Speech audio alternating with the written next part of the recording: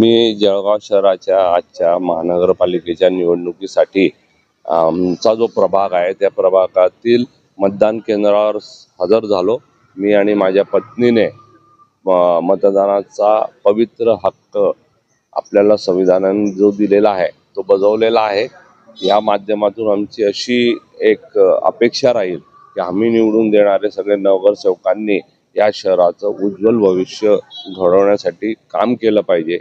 परंतु आपण मतदार म्हणून मतदान केल्यावर न थांबता याच्यानंतर पुढची 5 वर्ष या सगळ्यांच्या मागे लागून आपलं शहर हे एका वेगळ्या उंचीवर नेलं पाहिजे.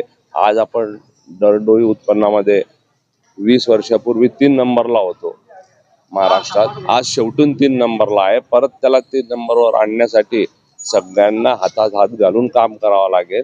25 वर्ष झाली आहे जळगाव शहराचं म्हणजे कोणतंही विकासाचं काम शहरात झालेलं नाही.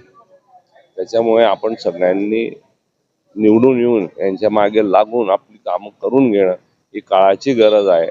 हे सांगायला नाही पाहिजे पण आज सांगावं लागतं. 25 वर्ष वाट बघितली.